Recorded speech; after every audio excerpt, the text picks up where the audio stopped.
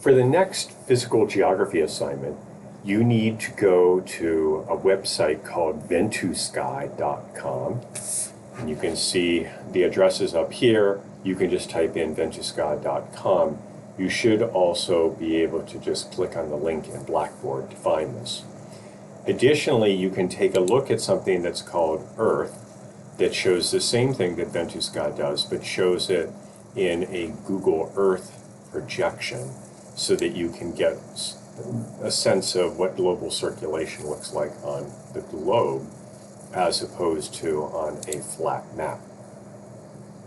So what you are to do in this assignment is actually pretty straightforward. You have been learning about global circulation patterns.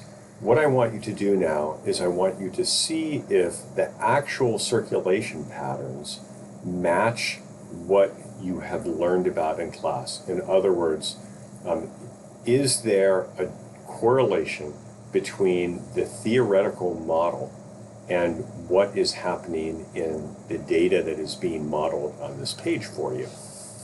When you open up Ventusky, one thing that I do want you to do is to click on the precipitation button. And that's then going to show you bands of precipitation, which should be helpful to help you identify things like the intertropical convergence zone and also the polar front. Obviously, the little arrows show wind direction and speed. You can also turn on other elements of this as well, but this is all that you need basically. Then what I want you to do is I want you to go around the globe and I want you to look at some of the places that we have been talking about, things like the westerlies, the trade winds, the subtropical highs, and see if these patterns exist in the actual patterns that we're looking at. If you want to look at polar areas, it will be best to use this Earth model. You'll be able to get a much better idea of how things look than in a projected map, which distorts things in the very high latitudes dramatically. Once you have found some things that you think do support the theory or that are very problematic in the theory, then what I want you to do is I want you to capture this.